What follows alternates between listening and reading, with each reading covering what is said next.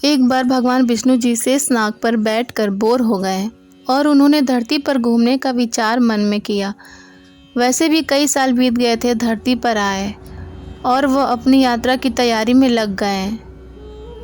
और कहानी आगे सुनने के लिए मेरे चैनल को सब्सक्राइब कर ले। और जो कोई भी श्रोतागण कहानी को सुन रहा हो तो उनसे निवेदन है कि कहानी को आधा अधूरा छोड़कर जाने की कृपा ना करें, कहानी को पूरा सुने। स्वामी को तैयार होता देखकर लक्ष्मी माँ ने पूछा, आज सुबह सुबह कहाँ जाने की तैयारी हो रही है? विष्णु जी ने कहा, हे लक्ष्मी, मैं धरती लोक पर घूमने जा रहा हूँ। तो कुछ सोचकर लक्ष्मी माँ ने कहा, हे देव, क्या मैं भी आपके साथ चल सकती हूँ?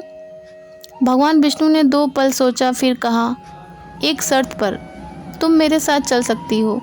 तुम धरती पर पहुंचकर उत्तर दिशा की ओर बिल्कुल मत देखना। इसके साथ ही माता लक्ष्मी ने हाँ कह के अपनी मनवा ली और सुबह सुबह माँ लक्ष्मी और भगवान विष्णु धरती पर पहुंच गए। अभी सूर्य देवता निकल रहे थे। रात बरसात होकर हटी थी। चारों ओर हरियाली ही हरियाली थी। उस समय चारों ओर बहुत शांति थी और धरती बहुत ही सुंदर दिख रही थी। और माँ लक्ष्मी मंत्रमुग्ध होकर धरती को देख रही थी और भूल गई कि पति को क्या वचन देकर आई थी।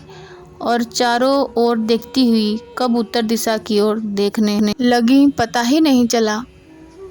उत्तर दिशा में माँ लक्ष्मी को एक बहुत ही सुंदर बगीचा नजर आया और उस तरफ से भीनी भीनी खुशबू आ रही थी और बहुत ही सुंदर सुंदर फूल खिले थे। यह एक फूलों का खेत था और माँ लक्ष्मी बिना सोचे समझे उस खेत में गई और एक सुंदर सा फूल तोड़ लाई। लेकिन यह क्या, जब माँ लक्ष्मी भगवान विष्णु के पास वापस आई तो भगवान विष्णु की आंखों में आंसू थे और भगवान विष्णु ने माँ लक्ष्मी से कहा कि कभी भी किसी से बिना पूछे उसका कुछ भी नहीं लेना चाहिए और साथ ही अपना वचन भी याद दिलाया। माँ लक्ष्मी को अपनी भूल का पता चला तो उन्होंने भगवान विष्णु से इस भूल की माफ़ी मांगी। तो भगवान विष्णु ने कहा कि जो तुमने भूल की है उसकी सज़ा तो तुम्हें ज़रूर मिलेगी। जिस माली के खेत से तुमने बिना पूछे फूल तोड़ा है, यह एक प्रकार की चोरी है। इसलिए अब तुम 3 साल तक माली के घर नौकर बनकर रहो। उसके बाद मैं तुम्हें कुंठ में वापस बुलाऊंगा। माँ लक्ष्मी ने चुपचाप सर झुकाकर हाँ कर दी थी और माँ लक्ष्मी एक गरीब औरत का रूप धारण करके उस खेत के मालिक के घर गई।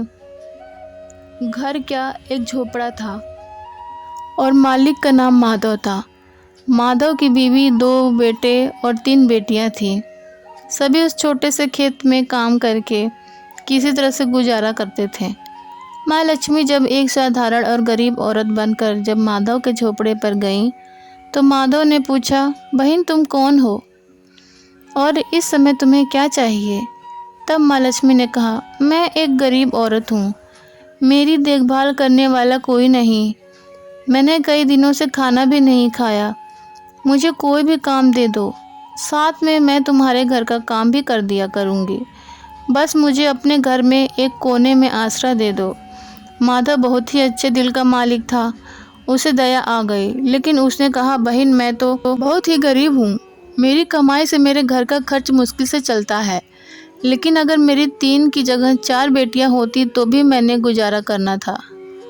अगर तुम मेरी बेटी बनकर जैसा रूखा सूखा हम खाते हैं उसमें खुश रह सकती हो तो बेटी अंदर आ जाओ।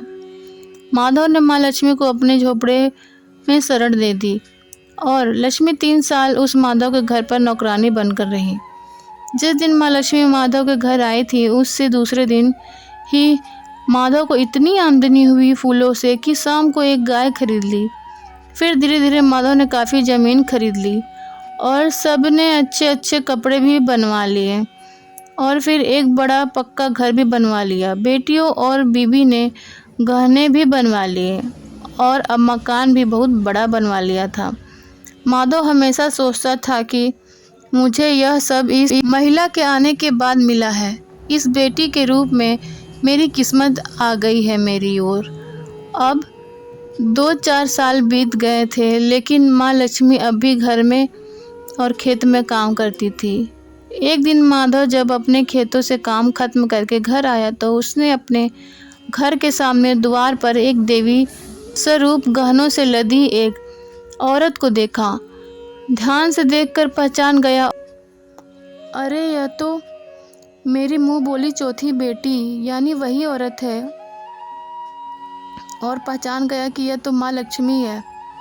अब तक माधव का पूरा परिवार बाहर आ गया था और सब हैरान होकर माँ लक्ष्मी को देख रहे थे। माधव बोला, हे माँ, हमें माफ़ कर, हमने तेरे से अनजाने में ही घर के और खेत के काम करवाए हैं।